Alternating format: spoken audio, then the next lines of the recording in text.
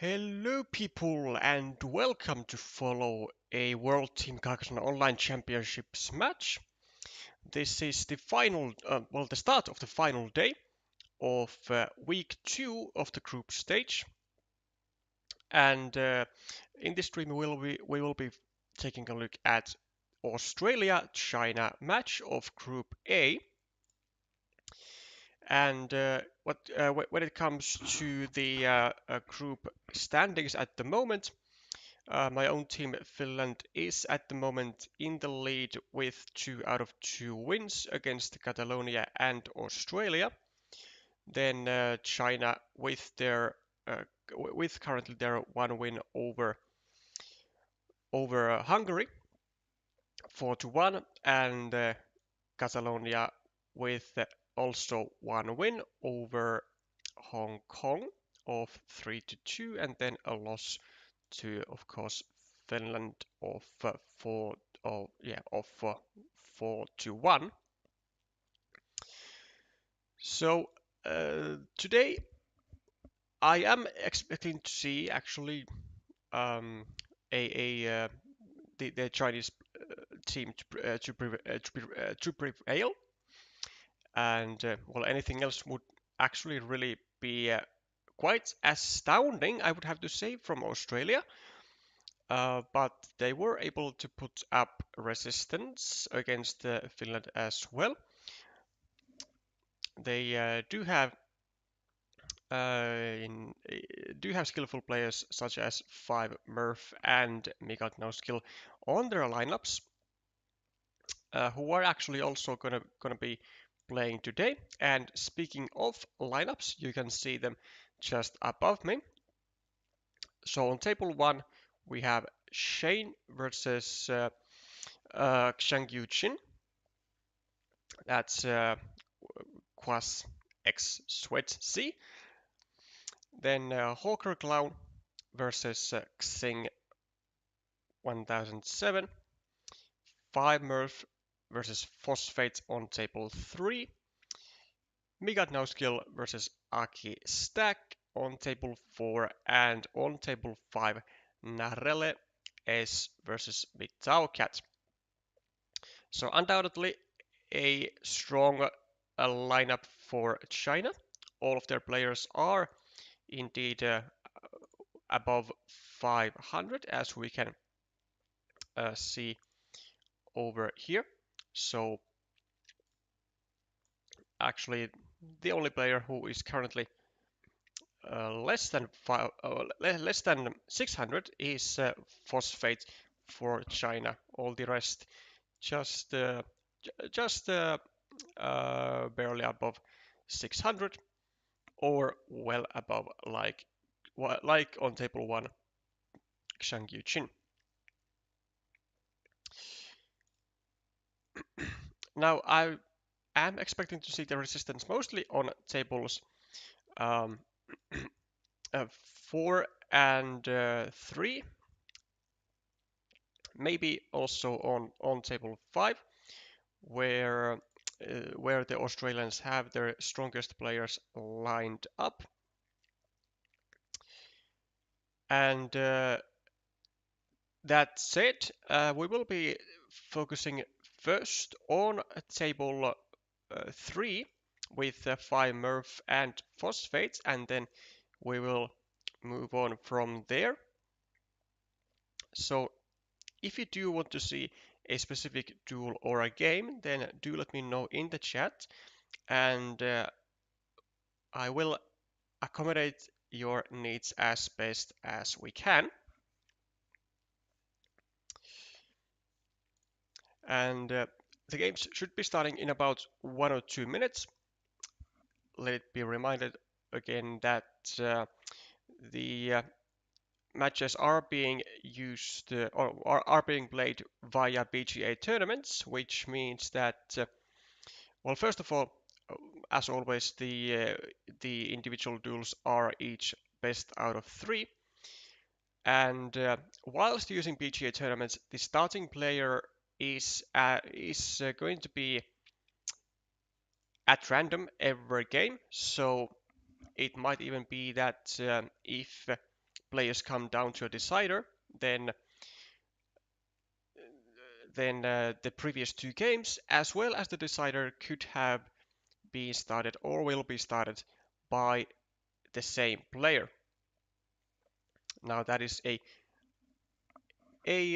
new rule to this season, as the organizers have wanted to maintain, or rather move into the 50-minute format, as is the custom in the individual world championships. So that it does come at a cost of having no control over the starting player.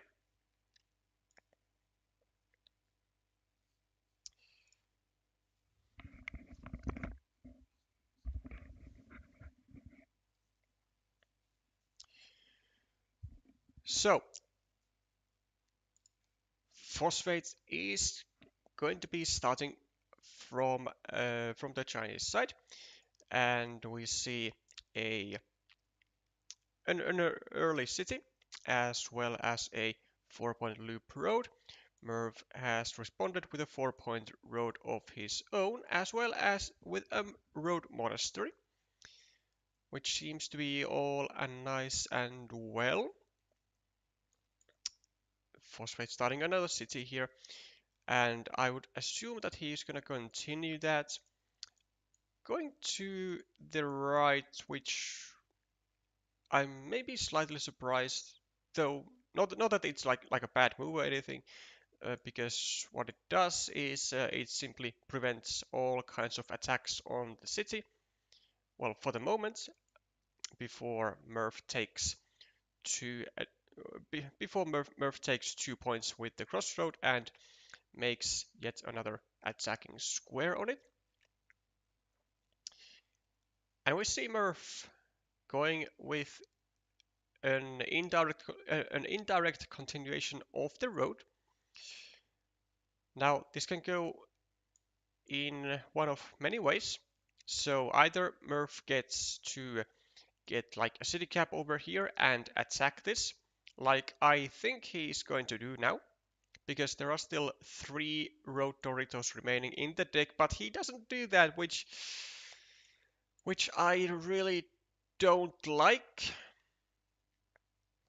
because that is like that's pretty much the point of this move, is to create the platform to attack this a city of phosphate. And now if Murph goes over here with another curve and does not meeple the road, then it could very well be a possibility that then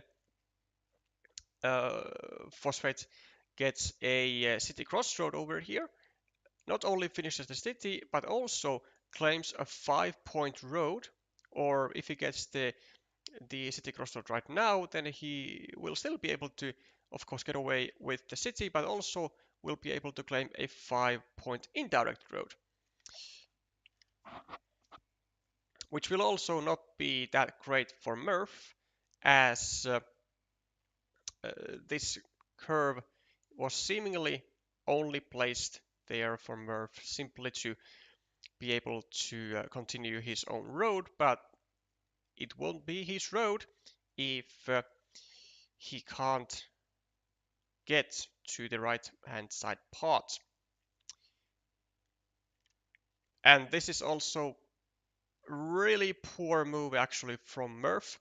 Now it is not a bad option, actually. It is just like a very much a preferred option for Murph to take 2 points here, but you really want to turn this crossroad with the field side downwards, so that you will then have a possibility to afterwards go here with a road Dorito and continue your road, but you would be blocking this city of red entirely. So that is a huge miss from Merv, and I think what his idea here was is that he wanted to maintain the possibility of still attacking this city with a dagger, but in order to do that, he would need a road Dorito as well, and let's not also forget that Murph had a possibility to attack the city earlier on with this vanilla, but he didn't do it. So this makes the maintaining of the attacking square even more mysterious to me. And I mean, just simply quite a poor move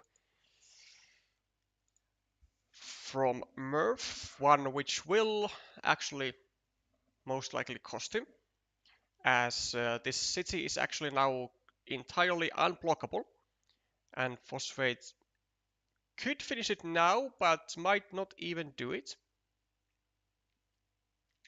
Yep, so Phosphate is rather looking to grab a city crossroad and to cut off the road of Murph.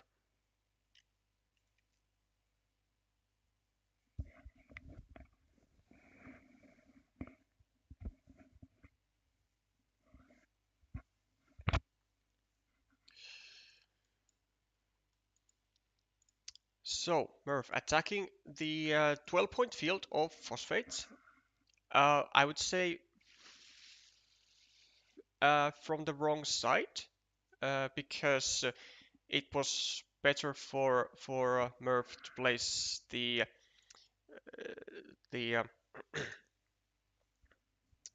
field people on at the top of the tile on the northern side, because that field already had 6 points, whereas this one only had 3. And I was actually very surprised that Red did not drop a farmer on this field, because it was claimed by no one. Maybe both players missed that opportunity, which seems pretty weird to me considering that Phosphate is a 600 rated player. But these things do happen, but does need to certainly lock in. Well, actually, as a result of these curves being played, we can see that this city is indeed now blockable, with 1, 2, and 3 of those curves gone, so no longer remaining in the deck. So there's a possibility for Murph to go here with a regular curve, take 3 points, and then leave this square with no tiles left in the deck any longer. Which is why I reckon Phosphate should go over here. Yep, like he does. Takes 3 points and indirectly finishes the city. Just needs the road Dorito to go. And Murph also responds with indirectly finishing the road. So then this road Dorito won't hit Murph as bad. Could have actually even also dropped a farmer, because when you think about it, if when you go here with a road Dorito, it's potentially gonna, well, it's gonna come with a shield or without, and without a shield, it's going to be 4 points for Phosphate and 5 more points for Murph. No, actually, sorry, 7 points for Phosphate. But anyway, and with a shield, it's gonna be 9 for Phosphate and 5 for Murph. So uh, like max of -4 for Murph, but considering that this field is actually really difficult to attack to, there are actually barely any attacking platforms to the field. There's only mainly going to be this one after the city gets finished or started, and then continued upwards, dropping a farmer over here, will be uniting that farmer to the main field. But other than that, there's like really only like ninja farmers through a crossroad and a curve, or going over here and then trying to connect through a curve or a road monastery, but that is really easily blocked though. Murph finishing up his monasteries, getting a meeple back from it, and even, yeah, sure, even Meeple's the new city, can't really blame him for that.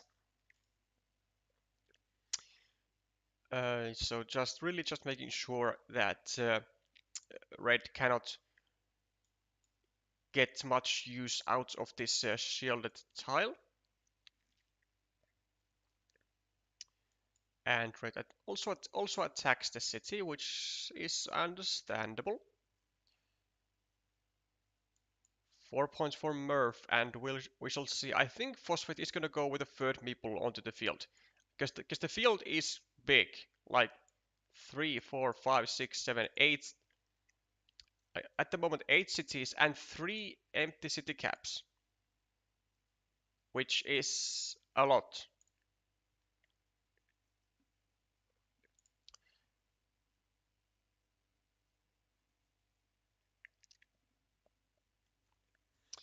And currently, I would have to say that whoever is going to be winning the field is also going to be looking really, really good on their chances of actually winning the entire game. Murph with an 11-point lead on the scoreboard and with an additional monastery. So 12, 20, and then 15 plus 11. But the field is a huge issue for Murph.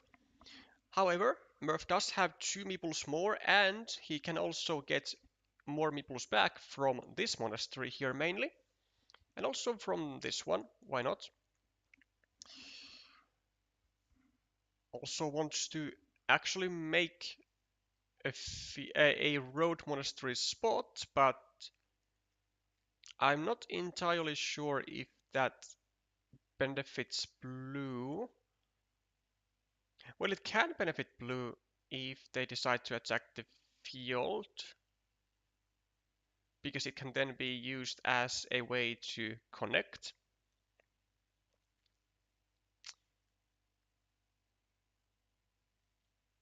So no regular monasteries remain, which means that there is a very limited amount of tiles to fit into this square. 1, 2, 3. There is actually only one single tile, the one remaining road monastery.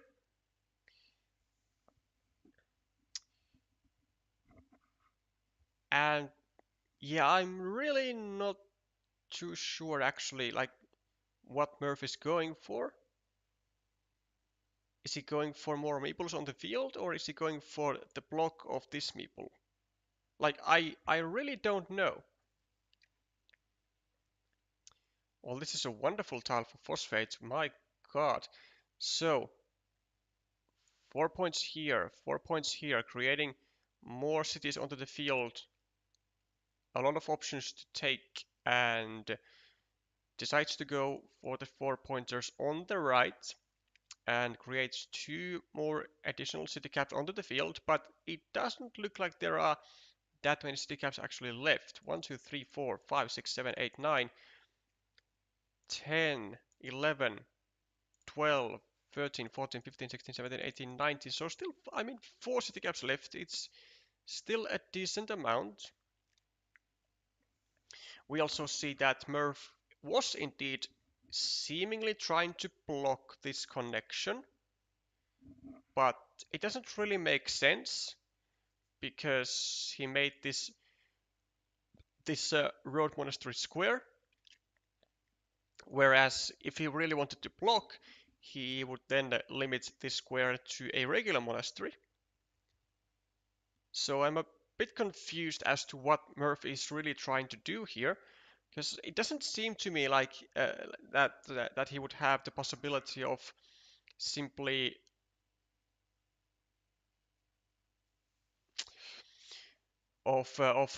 simply running away with his point lead. Like, he has 5 meeples in his hand now, but he has no features of his own. Plus 22 on the scoreboard, plus 15, 10, plus 4. Like, he is actually only plus 4. and he is missing the field. Also, 5 meeples in hand, and he has like about the same number of tiles remaining for himself anyway.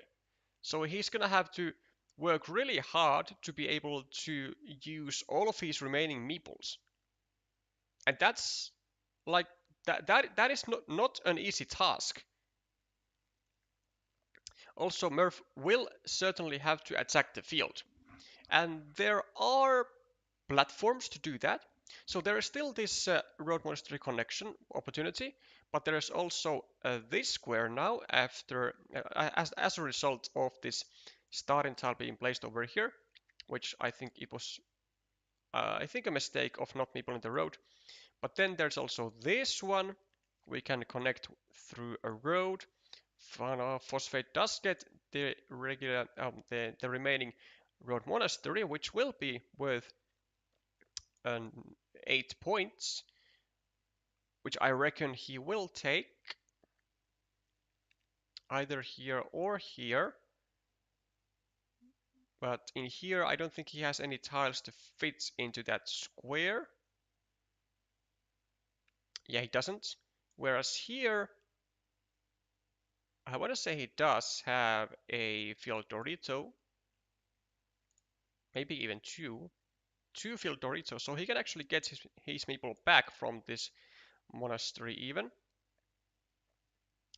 So actually looks to be a rather a rather nice connection, or not a connection, but a rather nice attacking platform there, but does not decide to go for it. Instead, takes away these 2 points and also maybe a possible connection opportunity to the field through like a curve. 1, 2, 3, 4, 5, 6, 7, 8. Well, only one curve remaining, but one is enough. And yeah, now Murph is getting desperate here. He is getting really desperate. There are no tiles to fit into this square, and well, there are tiles to fit here, but it is so easily blockable, and Phosphate should be doing that immediately. Now, what I think are the options that Murph should be looking into are connections like these. Like he goes over here and tries to get his hands on the one remaining curve. Right? 1, 2, 3, 4, 5, 6, 7, 8. Yeah, one remaining curve. Yeah, this is just not gonna cut it. I mean, he's like really forcing his really like trying to force his way in. Also, like he has 3 tiles left now, and he still needs to connect over here. So if you really go for this, you might as well just drop a farmer there. Even though I actually don't think there are even tile combinations to get him to the field. Plus he still needs a road tile over here. 1, 2, 3, 4, 5, 6, 7. Well, there is one straight road, but the connection tiles to get to the field are really running low. There are well he does get to the field. I mean he has to take this connection here like right now because it creates another one over here, which maybe Phosphate misses that. And also Phosphate is now not going to be able to take these 4 points over here. He will instead have to, I think, like just meeple this this field with a 4th farmer. 1, 2, 3, 4, 5, 6, 7. Wow, that looks really greedy actually. Murph Oh no, this will never work, man. Murph actually had the opportunity to go over here, and even connect to the field with a road Dorito. Yeah, this is just a major um, mistake here because there are no more regular curves remaining. Also, I think this was a big mistake from Phosphate.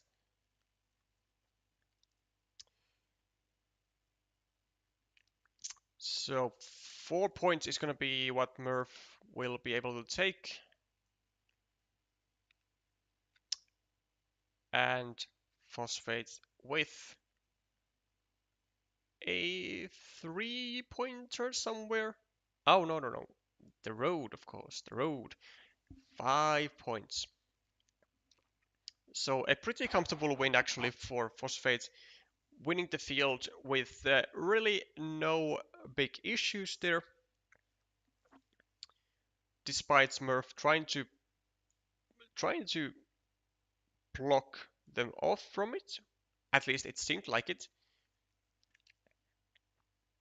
But I still can't really say that as a guaranteed because the moves just seemed so off.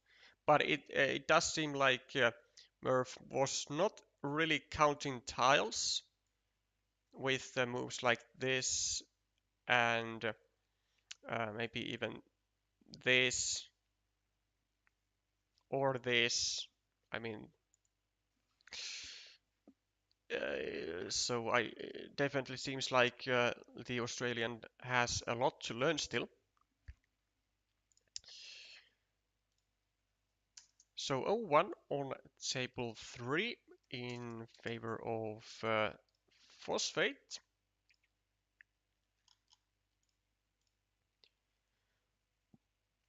And then let's check on the other tables where currently on table 1, 2, 3 and 5 China is winning 1-0.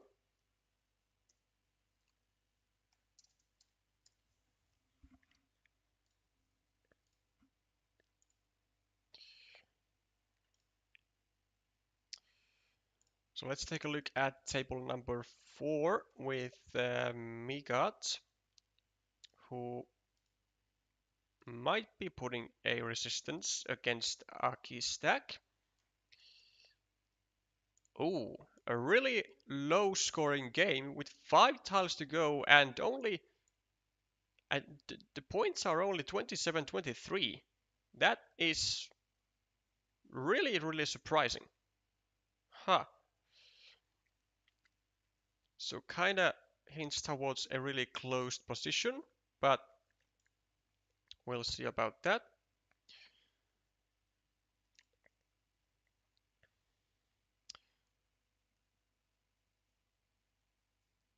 So we do have currently a cities being under attack. Well, Aki mainly having one city open, two cities open. Also a 3-2 majority going over here if he gets a cow, but actually no cows are remaining in the deck, and also no triple cities of any kind remaining in the deck. And the field is equal. There are also other city crossroads. 1, 2. There is still one city crossroad, which could be decisive. So +4 for Aki, +5, 6, 7, 8, 9, 10, 13, 14, 10, 8, 5, 2. So currently Aki is +2, but is down a meeple. But the city crossroad will certainly make the difference. And I think Megot should be using his meeple now. just in case he would have gotten, just in case Aki would have gotten the city crossroad on this move, but he doesn't. So it is going to be all down to the final tiles of both players. Well, really, just on who gets the city crossroad, because if Aki gets it, it's going to be slipping right into here, getting 1 point for Megot, but also 1, 2, 3, 4, 5, 6, 7 points for Aki, and would be moving into a +8 lead, which would certainly be enough for Green to secure the win here. There seems to be no feature that would score 8 points without the city crossroad, but Miko does get the crucial tile, and with that he will actually win this this game. So there is going to be wins for Australia on the first games as well, as we're really the strongest player of Australia, as far as I know, is making it count and making Aki really work if he wants a win from this duel. So let's also take a look at the next game between these players.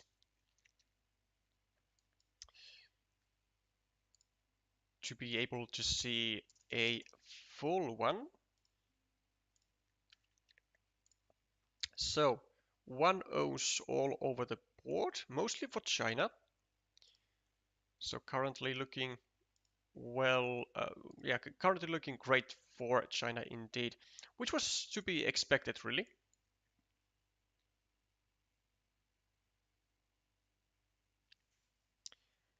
Have you considered using the tracking of the match scores from the main website? I mean, I am actually doing that. So I am updating the scores on just a different tab and just simply marking them onto the scoreboard that you can see. Now the reason I'm doing that is just because I don't like how the main scoreboard on uh, on Carcassonne.gg looks on stream. I think it is slightly harder to view on like at a quick glance rather than simply the one that I have right now going on. But yeah, I am indeed using the match score tracking from the websites. So no longer doing it like full manual way, which I agree was quite a let's say a long way to do it.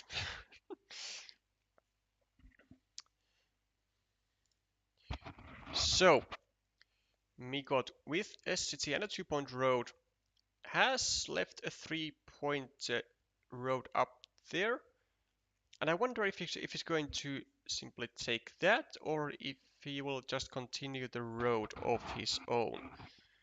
Could also maybe go over here to limit the city to only the 2 remaining daggers, but I think that might even be the worst out of the 3 options, because you also are blocking your own road, and when this dagger is drawn, which in 3 out of the 4 games it's going to happen if this square is not entirely blocked, then the city gets out, a meeple gets into the hand of green, but the road meeple will still be left kind of struggling out there to simply only 3 points. Okay, Megot with a shielded tile and looking to really heavily hinder the completion of this city of Aki to most likely a starting tile, or maybe maybe he could even try to you know, in some world consider going over here with a divider and then restricting it to now the two remaining triple cities with a road, but that would also be super unlikely to happen because just the natural move, the natural and more intuitive move, at least I believe for most players, is to simply go over on the left side and start a new city whilst finishing your previous one. Adding even more points to the city. Not sure how I feel about this. I mean, it does prolong the completion. It makes it severely harder to make. We could go now over here. Looks like a good move, right? Take 3 points, point the city cap to the right, and if it gets taken, then we restrict this guy to a starting tile. Oh no. This is arguably pretty bad. We had so much potential going over here, man. So much potential. Like, first of all, like I said, 3 points immediately. Pointing the city cap to the right, where only we can really take it. And then we also have a road end pointing downwards, which we could have then used to block this square. Now, we only have one dagger remaining. Like I said, only in 3 out of the 4 cases, this dagger is drawn by Aki, and he gets away with the 6-point city, and now we are left with a 3-point road, so we are in trouble. We are also left with currently no cities, well, no proper cities. We only have this, which is a 50-50 chance of getting completed. So we are most likely looking to start a new city somewhere, maybe here. Yeah, this seems like the most natural spot, pointing downwards and then hindering the completion chances of this city for future. Aki having... Whoa. Yeah, I don't like this at all. I mean, first of all, because you had this simply wonderful extender move going with a really normal continuation of this 1-point city in the most safe manner, and this one, like now, Megot with his 4 meeples can easily attack this city. Maybe even he will point the Dorito to the right.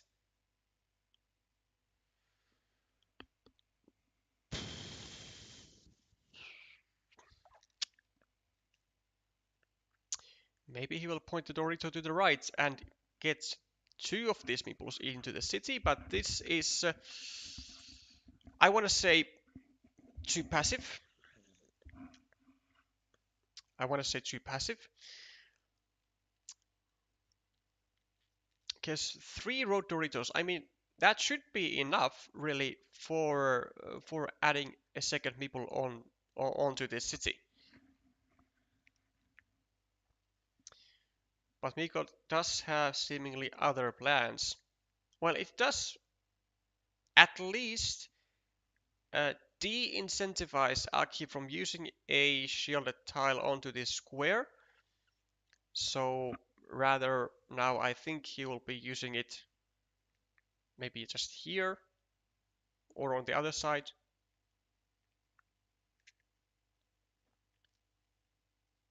Or maybe over here, start a new city. But just a normal move from Aki here. And do we see a continuation from Megot? Maybe. Or he could also go over here and start a new city, taking advantage of the rather abandoned looking shielded city tile that Aki laid down.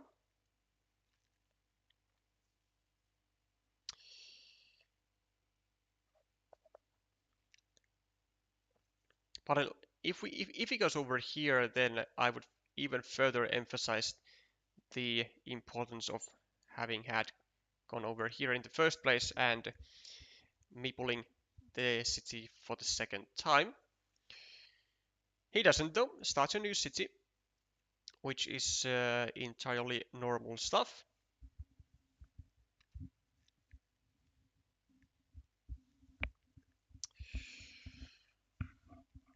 But what do we do now after the rather annoying move by Aki, expanding the city and making its completion severely more difficult? Do we have an option to... Do we just go here? No. No, we don't, says Megot. I think he's really trying to wait for a divider so that he can use it over here, take 6 points from this city, and then still be able to really equalize this city of Aki here.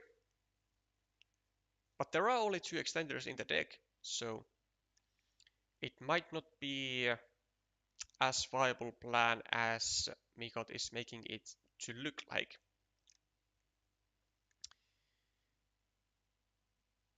A straight road, not all that much we can do. We could maybe just add a point to the road. Maybe we can do this and create a 5-point road in case we get the one remaining dagger. That's an option.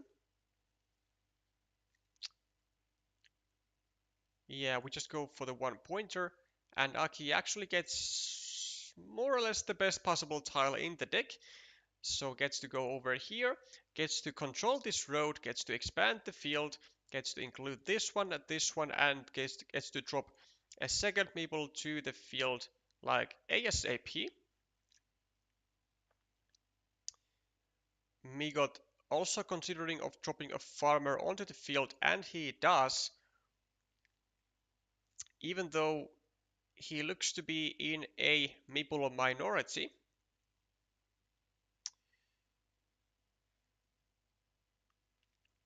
With having really only 2 tiles into this square, and wow, this is definitely some nice patience here by Aki. So uh, really wanting to limit this square to a city plus road tile, but also noticing that there are indeed there's only one dagger with the left-hand side curve, and all 3 daggers with the right-hand side curve, which means that sacrificing these 2 points seems to have been definitely worth it for green here. A nice patience exercise by Aki here. And it also seems like this city is gonna get blocked.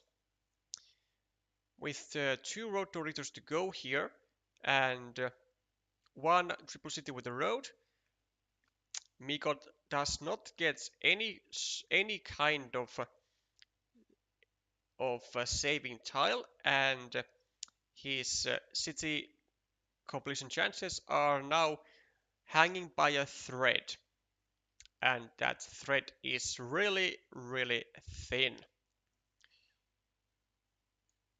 Luckily, no blocking tile for Aki either.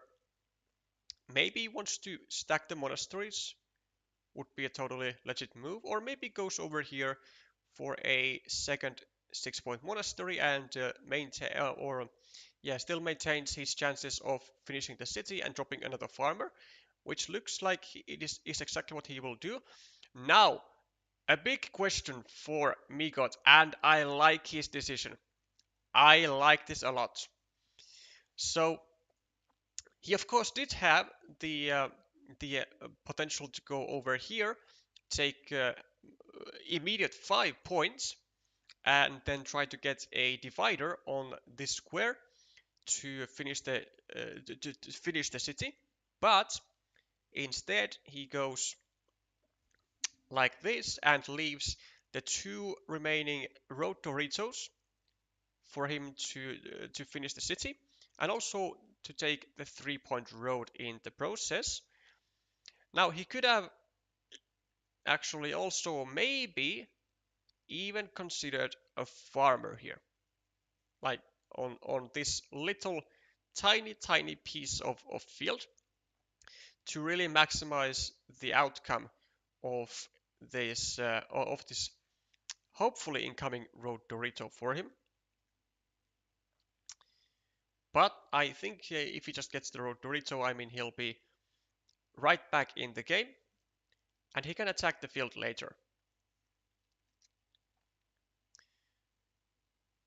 Also, it is very much noteworthy to realize here that it is not indeed that much in Megot's interest a to place a road end over here, because even though this square is easy to fill with a curve, then this square is needing a road Dorito also, which would then put Megot into a position where he needs both road Doritos to get Meeples out, and it is simply much better to leave this guy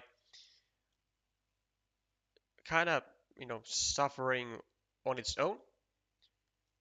Also, a wonderful move would be to go actually over here as Megot, because it would force Aki to continue the road. I love this move. Love this move. And also it comes right on cue. Aki was sitting with a monastery, which he was definitely looking to place over here in a heartbeat. And now the next move of Megot is gonna go over here with a curved tile. No, well, not with this one. Certainly not with this one. This one is way too good to be used for blocking. So we do get back into the game by completing the city, and we do indeed still have the option to go over here with a curvy tile, most likely just a regular curve, or maybe in the best case scenario a crossroad. Then we go over here and we block also this square, and suddenly we are actually simply equal with the field. And in some cases, well, in some very rare cases, we go over here, then Aki draws really nothing that he can use to protect this square with, and then we draw like a straight road, go over here and drop a second farmer on the left side, and then we connect to the main field. This is a legit option. It is unlikely to happen, but it is an option, and seeing that Megot went for this move right here, it is unlikely that he would not be seeing this continuation option, because the point of this move is of course to block both this field people and this monastery, maybe even this road, but that won't be that bad. So a second straight road in a row for Megot.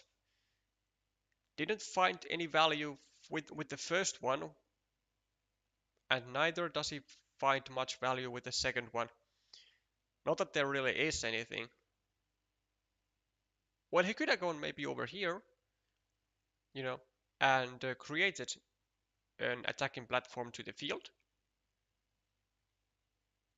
because it pretty much is what he needs, especially now that Aki gets the connection. And also, Aki still actually has that one remaining dagger to fit into this square, which would do absolute wonders, getting this monastery meeple back and getting 3 more points onto the field and 4 points onto the scoreboard straight up from this city. Megot though, what do we do? Yeah, this is somewhat risky because there are still 2 field crossroads remaining in the deck, but there are also what 3 curves, 4 curves, 1, 2, 3, 4, 5, 4 regular curves, and he is also building the road, right?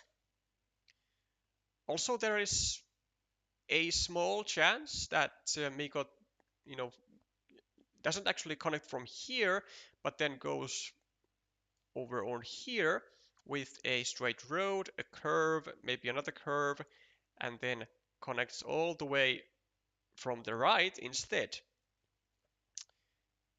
Also, if a crossroad is going to be placed over here by Aki, then he is going to be creating this 5-point road for Megot if Megot finds the one remaining dagger, which would be pretty big. We can also go now over here, and we can maybe threaten the eventual completion of the city. Instead, okay, well, does find his way to the field. Now, unfortunately, the the monastery meeple of Aki is going to be getting out rather soon. Welcome, Gilherme.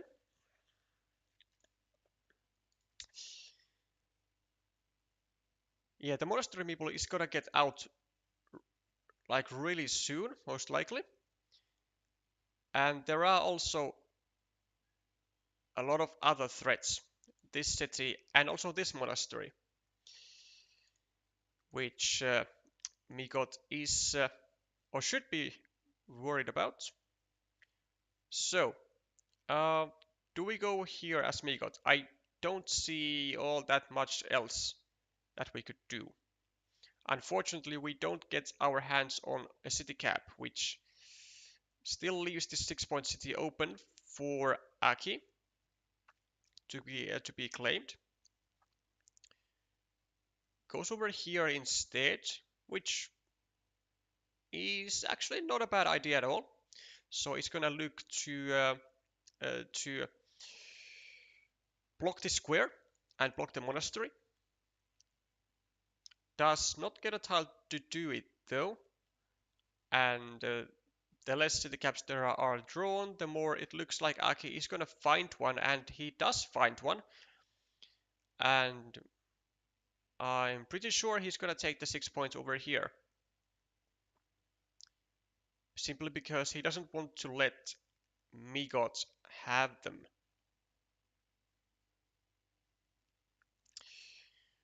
1, 2, 3, 4, 5, 6. Might actually be considering a farmer here instead of the 6 points. Not a totally crazy idea, because there are actually still 3 tiles that would fit into this square. The 2 remaining straight roads, as well as a road monastery. And out of 3 out of the remaining 12 tiles is a lot, actually. 12 tiles because it was 11 in the deck, and Megot had also one in hand. So Megot does get a dagger, but not the right type of a dagger, which is unfortunate for him. Could take 4 points, but that would then lead into an easy field meeple from Aki, and well, this one does get the block going on, but Aki will just take 3 points and will be threatening the completion of this city, which is rather large. 1, 2, 3, 4, 5, 6, 7, 8, 9, 10, 11. It is very much completable. And is there a dagger still remaining in the deck? 1, 2. There is. There is a dagger still to fit into this square, which is pretty horrible news for Megot. So, well, the chances of Megot are now, I would say, strongly based on being able to get to this field. So, an ideal tile for Megot would be a tile to go over here with drop a farmer, but Aki goes there first. Aki gets there first, and he will be dropping a farmer. Megot with another crossroad. Not the best tile in a sense, because that does not block the connection. There is still one regular straight road and the road monastery. But we could go maybe over here actually. Drop a farmer. But instead we just take 2 points, which I think I'm not sure if we can afford to do that though. Aki takes points. And we could actually we can't even block with this tile. We can't even block with this tile because if we go over here, like it seems like a block, right? But then Aki can just simply unify the field meeple from here or from here. So that's obviously not great. Aki will also be able to go over here now. And it will basically leave a coin flip for the road monastery. Whether it's going to be Aki or Megot who will connect to the field. Well, actually, I mean, Megot is really just looking to make this connection here, right? Because he doesn't have another meeple in his hand, so he can't really attack the field anymore. And actually, I don't think this move is going to be winning in any scenario, given the plentiful amount of points that Aki has for himself on the board. Does get the monastery, but it doesn't really help because we kind of have to go here, right? Because there is still the straight road, and this one seems like there's also some sort of curves remaining. So we really have to, unfortunately, just give up on 3 points. There's a equal mini battle over here. Aki is +5, +13, 12, 8, 10, 16, 12, yeah, +12, and a meeple extra. So this is definitely over. Takes a 6 point a 6 point road, and both players adding 1 point to their ruins in the end, and Megot will be losing this by like 18 points, I believe. Hi Kirilla, good to see you here. So it will be going into a decider, which is great. It's more tension.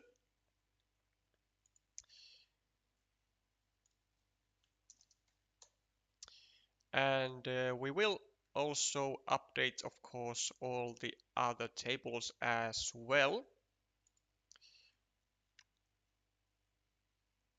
Well, 17-point win. We were 1 point off. But let's take a look at the current situation. Yeah, it is looking grim. It is looking, well, as a somewhat expected result. And when we update the scores, it will not be pretty to watch for the Australian fans.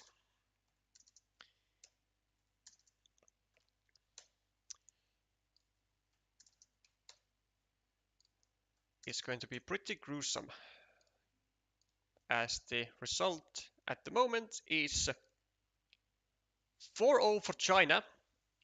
Australia has not managed to win a single game on tables 1, 2, 3, or 5 for that matter.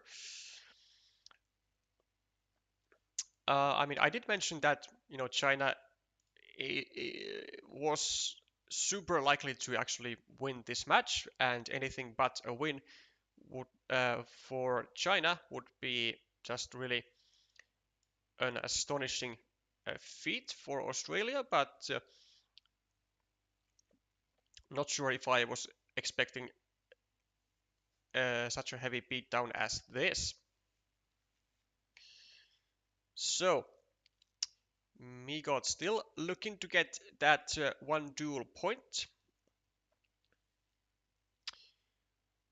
And so far, having a bit of a rougher start with just a 2-point road and a city. Well, just 1-point city over here.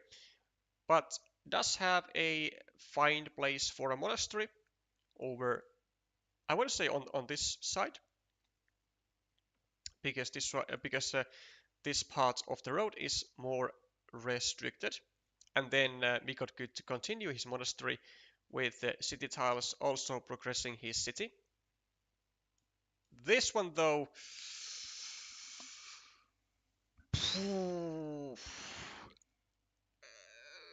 definitely not a fan. Definitely not a fan. Um, I think he is largely wasting his road end here. And he's also meepling the monastery to a spot which he is inevitably going to try and block. Now he also creates a 3-point road for Aki with a starting tile. Or a 2-point road for that matter with a city crossroad.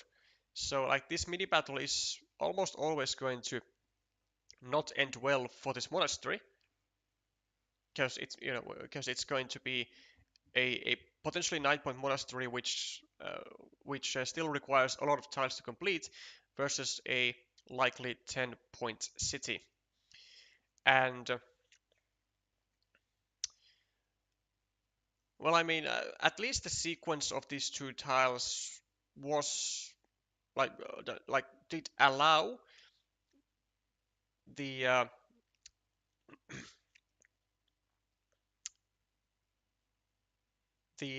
delay of completion of this city. So let's say in another realm, we would have gone over here, get a road end on this one, and then, well, get a road end on this road of ours, and then meeple a 4-point monastery, which would now be 5 points, and then with this one, maybe just start a new city over here and finish the road. But now Aki does go with a crossroad and limits the city to the 2 remaining city crossroads. And this is actually a wonderful move by Megot. So this not only hinders the completion of the city, but it also ties 1 meeple, 2 meeples, 3 meeples of Aki into this most likely shared feature, which is definitely quite terrible for Aki. What Megot is gonna be trying to do is go here with ideally like a quad city, then restrict this square to oblivion, and also most likely this square to oblivion, and then he's going to try and ride off into the sunset with a large ruin versus two monasteries and a 1 point ruin. And upon a successful completion of said plan, it will be very well worth the while. Megot now has a chance to go over here to continue the city and to tie the fates of these two peoples together, as well as limit the chances of this city of Aki. And he does that, which I think is the best move out there. You know, from the perspective of to be safe, and it pays immediate dividends as we are able to finish the city, get 14 points on the scoreboard.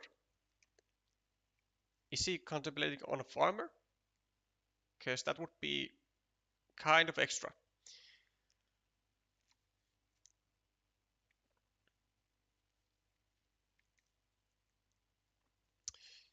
So another dagger for Megot. There is a clear spot for it. Continuing the road and starting a city. A double purpose move, a very efficient one of that. We could also maybe go over here, start a new city on the left, and create a platform to block this 1 point city meeple of Aki here.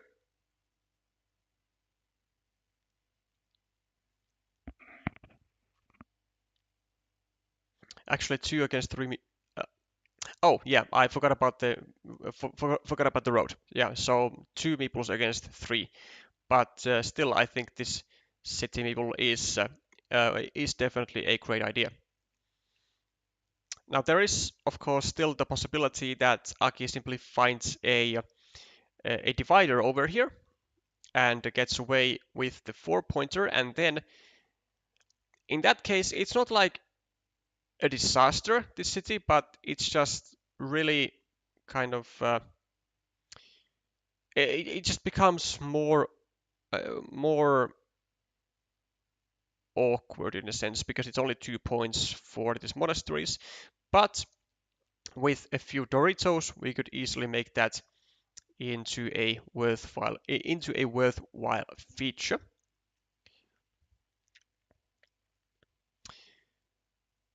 Aki goes for a new city of his own, and at the same time also makes it more difficult for Megot to get away with this road, but he does get away with the road. Or should. Like, if he goes over here, it's gonna be, I think, way too greedy.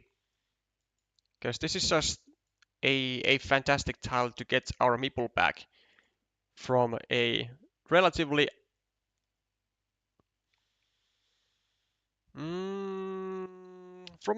annoying square. I mean, this is also somewhat okay. So this, of course, takes 3 points, which is fine. So 2 points for the road and 1 point on the monastery. And it also creates a 4-point road because Aki has no meeples in hand at the moment. So it does have some like clear advantages, which does pay off. Or do we go here first? We could also do this. We can do actually, yeah, like 3 different things.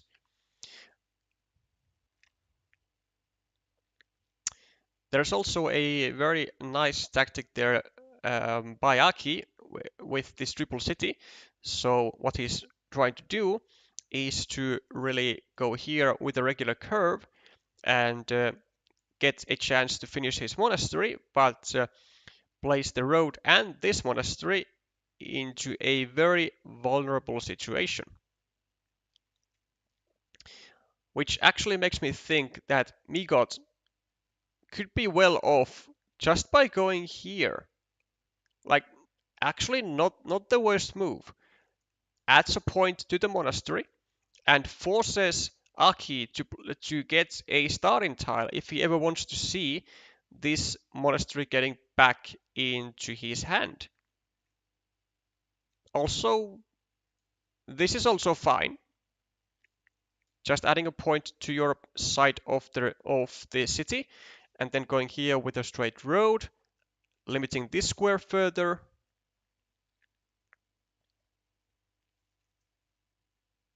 Well, now we definitely should be going over here. Actually, like this way, I think.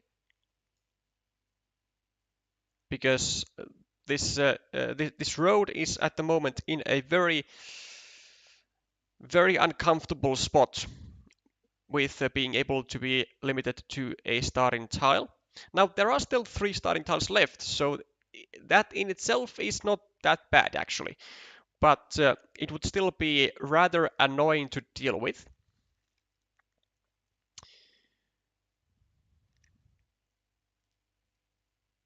There's also... What is there? I mean, we could also maybe go here and save this monastery to a starting tile. Yeah, this one arguably I don't think is that strong, because 2 of these daggers were already gone. So the worst that could happen, which could actually easily happen, is Aki getting a city plus road tile. In the worst case, the triple city with a road goes over here, gets away with his meeple, and is also trapping these 2 meeples to the 1 remaining dagger. And now that is something that we might have to actually try and fix. So maybe adding this Dorito over here, and then finishing up these roads with, or finishing up the road and the monastery with a straight road. Doesn't go for it though. And Aki could actually easily go over here. 1, 2, 3, 4, 5. I mean, still 4 curves remaining, sure, but no road monasteries. He would be taking away a lot of tiles from here, and he would be, just simply continuing his road, getting a point on it. Doesn't do that. And I mean, this square is just so vulnerable at the moment. Also, we are seeing how this curve was got exactly the results that Aki was wanting to. So gets away with the monastery, well, potentially, most likely, and was able to get this combination going on. So now the monastery is also getting blocked as a result of sacrificing this 1 point on the monastery and creating this exact possibility, which Aki is now cashing in on. Megot with 1 meeple is not going to be looking to meeple anything, but this one I think could be quite strong. Or that. It's truly surprising to me that Aki still has not been able to get a meeple back into his hand. Okay, now another chance. Going over here instead, pointing the city downwards and limiting this square a lot. And most of all, preventing the divider, because that is not what we would like to see. Also, Aki is needing the same tiles over here that he would then be needing over here. Yes, 1, 2, 3. Still 2 road Doritos. And Aki decides to save the monastery instead, which is fine. A city crossroad for Megot. Now only 1 remains for this city. And I would assume that we are going to be saving this monastery and, well, the roads of both players. It is a +1 meeple into our hand.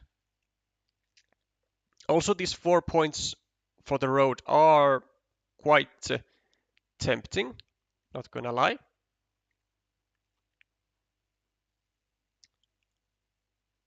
One, two, and also with 4 more crossroads remaining, it's not entirely far-fetched just to wait for a new crossroad. But goes for a for the save of the extra meeple and also meeples the city cap, which is going to get restricted immediately.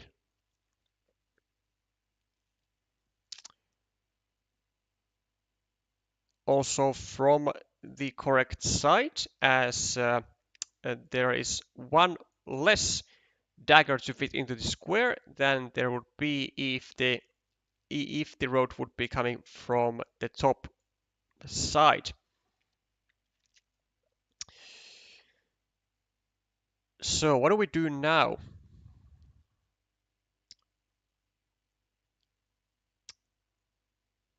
What a question, actually. Well, we are in a nice lead. So what are our options? What are we banking on? Actually, you know what? It wouldn't have been the worst idea to actually even drop a farmer over here.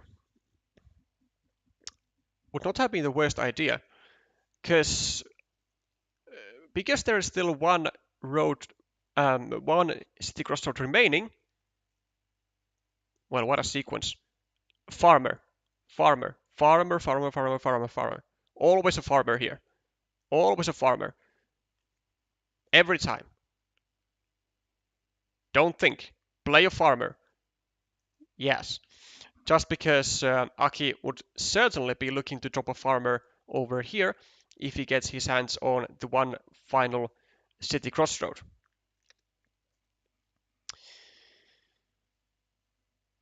So we are well ahead on the scoreboard, +26. And then this monastery is basically equal to this one, well, +25, 24, 27, 23, 25, 31. We are like +30 at the moment. Well, actually even more, with only one tile remaining into this square. Yeah, I mean, we are like +35 points, which is actually a pretty insane lead when there are still 25 tiles remaining in the game. Like we are sitting very comfortable at the moment as Megot. So what's going to be the comeback plan for Aki? I have no clue at all. Not the furthest one. Well, we start by.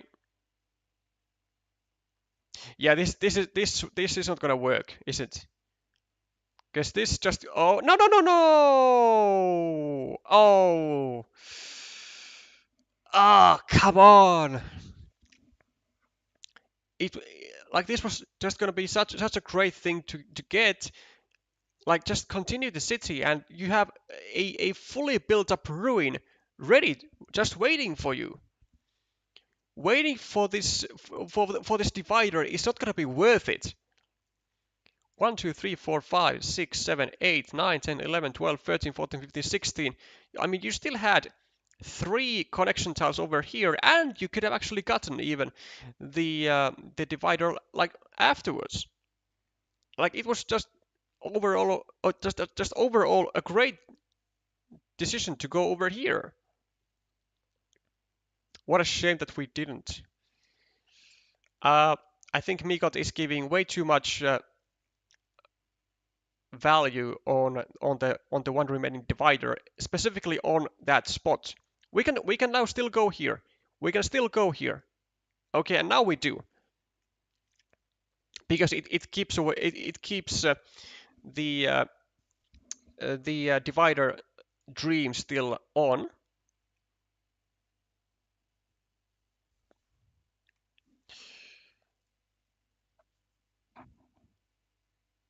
So that's fine. Okay. Well, we do have. We could actually even maybe place a farmer here to a 6-point field so that Aki won't get it. Is that too far-fetched? Maybe. Oh, not a fan of this. Not a fan. I think Megot is being a little premature here. Mm, so, like, sure, it was a possibility that Aki drops a second farmer here and like overtakes the farm entirely, but we are now losing points on a crossroads, which there were still uh, actually quite a few remaining. I think like three. Yeah, like three crossroads remaining, plus the triple city with the road. So that's another quick point scoring tile. So like I get that we want to make sure that we keep this field, but after all, it is only 9 points. It's not really worth to spend our final meeple on, I think. Even though we have a spot to get meeple back, or meeples even.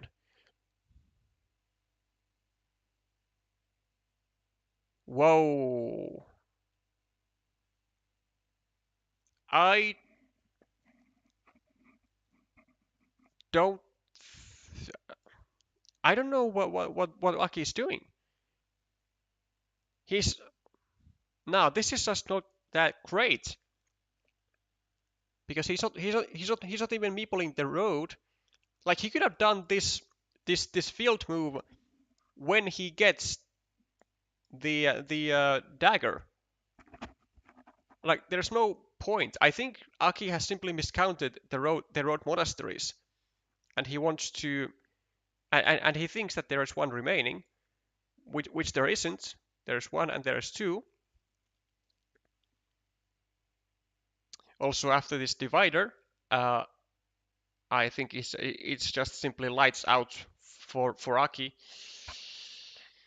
It's just too many points here. And I mean, Aki is gonna get he's gonna get a 9-point field, but I don't think it's enough, especially with this tile.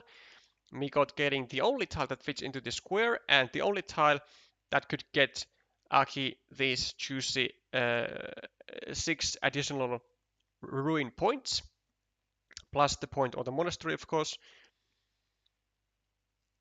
But now it will be just used to score 2 points.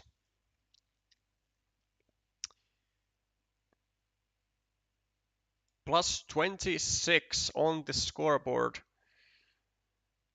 And 18 and 9. Again, plus 18 equal 20, 24, 20, like 25 extra for Megot is more than enough. Even if he would actually lose this field, which is like not even possible at all, it is literally impossible. There are just not enough tiles or well, not enough tiles or enough meeples in the reservoir of Akistack to make that happen.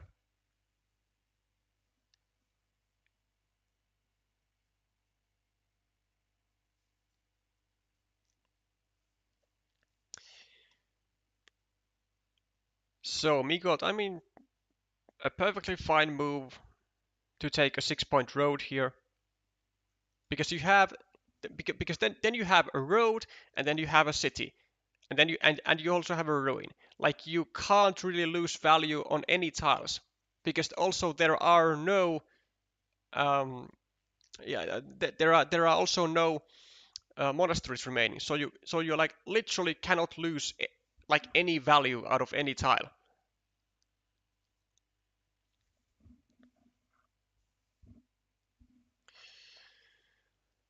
But he doesn't take the road.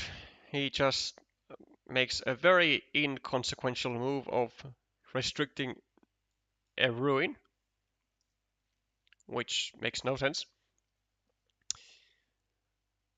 Aki not going to be able to score points after the quad city was added to the newly opened and vacant 1-point city. Do we just take a 6-point field over here? I think so. Maybe.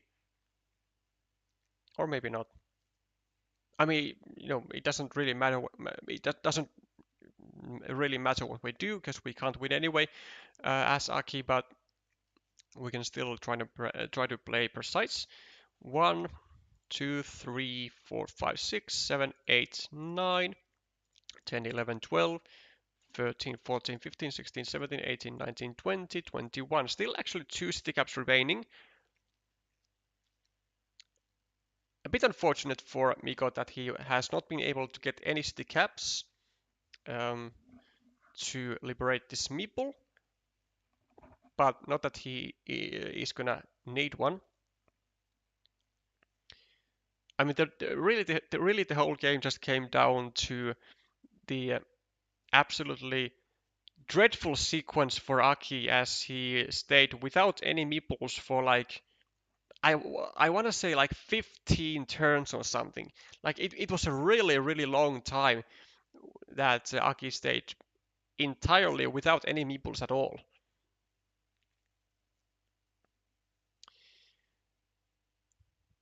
Do we go over here? Is that a thing? What's the remaining? Maybe like a starting tile. There is a starting tile. And then, I don't know. Well, there are always curves, right? 1, 2, 3, 4, 5, 6, 7, 8, 9. Actually, no curves. Takes the city. Yeah, like really trying to maximize the point value by finishing a city and then taking a 9-point field. But I don't think his plans. I don't think that would ever actually work. I think in every scenario, Megot would be taking the field either like on his previous turn or on his final turn. Also, Aki does not get a city cap and can't get any value from a straight road either. Where do we go? Just here? I don't know. He doesn't really have anything to do. It's just gonna be a discard of a tile because Megot is just gonna take the 6-point field anyway.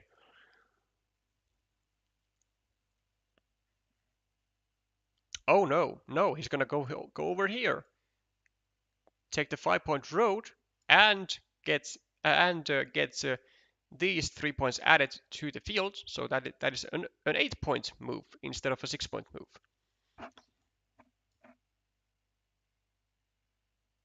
Is there anything even better? I doubt it. Ah, a small mistake. A small mistake for Megot. Well, not really a mistake because it still scores a decent amount of points, but it is an inaccuracy for Megot as he missed out on 2 extra. But Megot does prevent the sweep of China, and the final score will be Australia 1, China 4. And well, at least there is that one tiebreaker that Australia is getting, despite losing this match with a quite without a sprinkle of doubt. A rather clinical performance from the Chinese players on almost every table.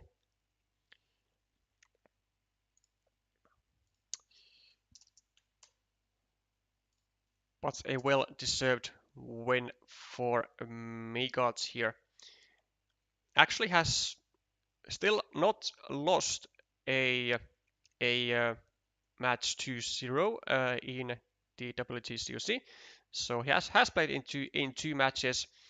Uh, first one first one against Finland, against your host, and who which I won 2-1, and was briefly actually losing after the first game, but managed to make a comeback, and then now really just maybe a revenge from last week, and the inner rage has built up,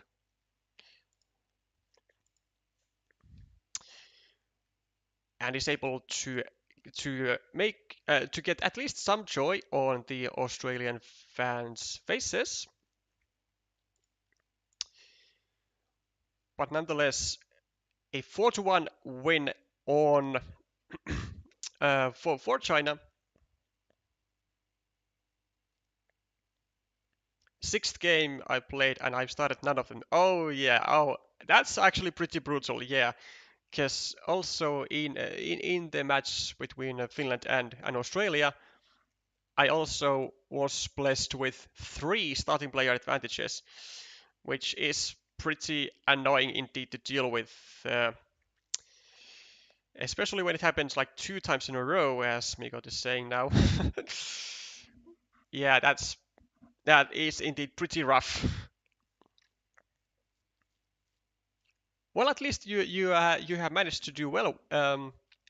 Despite that, managed to win still 3 of those games, which is quite decent indeed. So, after this 4-1 win, China will still be second in the group stage with 2 out of 2 wins, 8 dual wins, and 2 dual losses. And then Australia going 2-0 still with 1 and 9 for the duels. Still going to be sticking at the bottom of the group, sadly, and would have to would have to make a quite a turnaround in order to fight for the playoff spots. But then we have the future matches, which are going to be at 1300 UTC, so starting just in about an hour, Romania, Lithuania, and then later on we will be also streaming Ukraine, Thailand at 1530 UTC, as well as ending the day with Poland RCP at 1800 UTC. So a lot of matches still to go, and a lot of matches still to end this second week of group stage play. Congratulations to Team China on still upholding your winning streak, and commiserations for the Australian fans. But there was at least a slight improvement in results compared to last week, which is maybe um, quite decent. Also, it was against a very tough opponent. So that is where we are going to be wrapping up this stream. Thank you for tuning in, and thank you for sticking all the way until the end. If you do enjoy this type of Carcassonne content, then there is an easy way to support the channel by subscribing and liking the stream. I'll be seeing you in just less than an hour with more World Team Carcassonne Online Championship matches. Bye for now.